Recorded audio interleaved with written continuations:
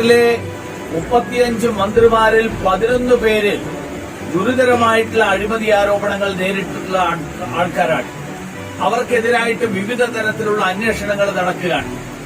പക്ഷെ ആ മന്ത്രിമാരെ മുഴുവൻ സംരക്ഷിക്കുന്ന സമീപനമാണ് തമിഴ്നാട് മുഖ്യമന്ത്രി കൈക്കൊണ്ടിട്ടുള്ളത്. മന്ത്രി ഏതാണ്ട് 8 മാസക്കാലം ജയിലിൽ കിടക്കുകയായിരുന്നു. 8 മാസം ജയിലിൽ കിടക്കുന്ന സമയത്തും വകുപ്പില്ലാ മന്ത്രിയായി നിലനിർത്തി ആ മന്ത്രിക്ക് വേണ്ട ശമ്പളവും ബാക്കി മുഴുവൻ കാര്യങ്ങളും തമിഴ്നാട്ടിലെ സാധാരണക്കാരനായിട്ടുള്ള പൌരന്മാർ അവർ നൽകുന്ന നികുതി പണത്തിൽ നിന്ന് ഈ സെന്തിൽ ബാലാജിക്ക് ശമ്പളം കൊടുക്കുകയായിരുന്നു ജയിലിൽ കിടക്കുന്ന മന്ത്രി. ഇപ്പൊ ഏറ്റവും ഒടുവിൽ പുറത്തു വന്നിട്ടുള്ള ഏറ്റവും ഗുരുതരമായിട്ടുള്ള ഒരു കുറ്റകൃത്യം, മയക്കുമരുന്ന് മാഫിയകൾക്ക് നേതൃത്വം നൽകുന്ന ജാഫർ സാദിഖ് ആ ജാഫർ സാദിഖിനെ അറസ്റ്റ് ചെയ്തപ്പോ അതിൽ കൂടി പുറത്തു വന്നിട്ടുള്ളത് DMKയുടെ കുറ്റകൃത്യങ്ങളുടെ കുറ്റവാളികളെ സംരക്ഷിക്കുന്ന DMKയുടെ സമീപനത്തിന്റെ വേറൊരു മുഖമാണ്. DMK ദ്രാവിഡ മുന്നേറ്റ ഘടകം എന്നാണ് ഇത്രയും കാലം അവര് പേര് പറഞ്ഞിരുന്നത്. പക്ഷെ ദ്രാവിഡ മുന്നേറ്റ ഘടകം എന്നുള്ള പേര് മാറ്റി അവര് ഡ്രഗ് മാഫിയ ഘടകം എന്നാക്കി മാറ്റേണ്ട അവസ്ഥയിലേക്ക് ഇപ്പൊ മാറിയിരിക്കുകയാണ്.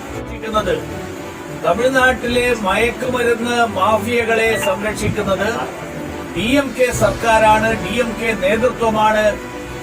DMKയുടെ മുഖ്യമന്ത്രിയുടെ മകൻ ഉദയനിധി സ്റ്റാലിന് ഈ അറസ്റ്റിലായ വ്യക്തിയുമായിട്ടുള്ള ബന്ധം, ആ ബന്ധമടക്കം പുറത്തു വന്നിരിക്കുകയാണ്.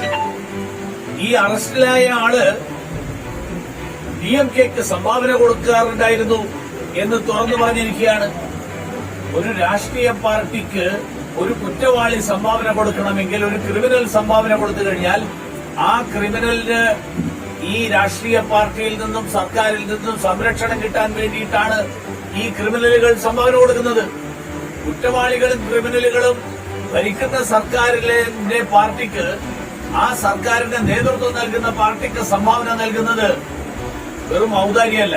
കാണിക്കുന്ന എല്ലാ തെറ്റുകളും, താൻ കാണിക്കുന്ന എല്ലാ കുറ്റങ്ങളും, എല്ലാ ക്രിമിനൽ സംഭവങ്ങളും അതെല്ലാം മായ്ച്ചു കളയാൻ, അതിൽ നിന്നൊക്കെ സംരക്ഷണം കിട്ടാൻ, അതിനു വേണ്ടിയിട്ടാണ് ഈ സംഭാവന എന്നുള്ള പേരിൽ പരസ്യമായിട്ട് പറയുന്ന സംഭാവനയുടെ തുക കണ്ടിട്ട് നിങ്ങളാരും അത്ഭുതപ്പെടരുത്. ഇത് പരസ്യമായിട്ട് പറഞ്ഞിട്ടുള്ള തുകയാണ്. രഹസ്യമായി ഇതിന്റെ 100 ഇരട്ടി കൊടുത്തിട്ടുണ്ട് എന്നുള്ള കാര്യം സാമാന്യ ബുദ്ധിയുള്ള ആളുകൾക്കറിയാം. അതുകൊണ്ട് അങ്ങനെയുള്ളൊരു പാർട്ടി, ആ പാർട്ടി അങ്ങനെയുള്ളൊരു പാർട്ടിയാണോ തമിഴ്നാട്ടിലെ ജനങ്ങളെ പ്രതിനിധീകരിക്കേണ്ടത് എന്നുള്ളതാണ് ജനങ്ങളുടെ മുന്നിലുള്ള ചോദ്യം.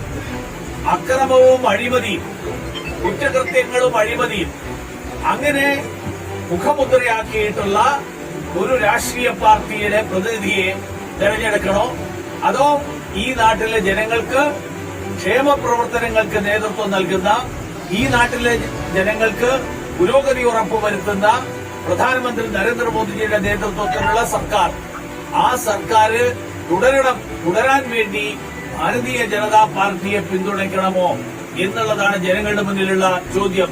തീർച്ചയായിട്ടും വരാൻ പോകുന്ന തെരഞ്ഞെടുപ്പിൽ തമിഴ്നാട്ടിലെ ജനങ്ങൾ ഭാരതീയ ജനതാ പാർട്ടിയോടൊപ്പം നിൽക്കും എന്നുള്ള കാര്യത്തിൽ ഒരു സംശയമില്ല. കാരണം തമിഴ്നാട്ടിലെ ജനങ്ങൾ ഈ നാട്ടിൽ സനാതന ധർമ്മവിശ്വാസികളായിട്ടുള്ള ആളുകളാണ്. തമിഴ്നാട്ടിലെ ജനങ്ങൾ അക്രമത്തിനെതിരായിട്ടുള്ള ആളുകളാണ്.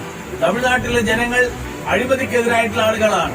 തമിഴ്നാട്ടിലെ ജനങ്ങൾ കുറ്റകൃത്യങ്ങൾക്കെതിരായിട്ടുള്ള ആളുകളാണ്. തമിഴ്നാട്ടിലെ ജനങ്ങൾ തമിഴ്നാടിന്റെ പുരോഗതി ഉറപ്പുവരുത്തുന്ന ഭരണം എന്ന് ആഗ്രഹിക്കുന്ന ആളുകളാണ്. അതുകൊണ്ട് ഈ തെരഞ്ഞെടുപ്പ് ഭാരതീയ ജനതാ പാർട്ടിക്ക് അനുകൂലമായിട്ട് വിധിയെഴുതുന്ന തെരഞ്ഞെടുപ്പായിരിക്കും എന്നുള്ള കാര്യത്തിൽ യാതൊരു സംശയമില്ല.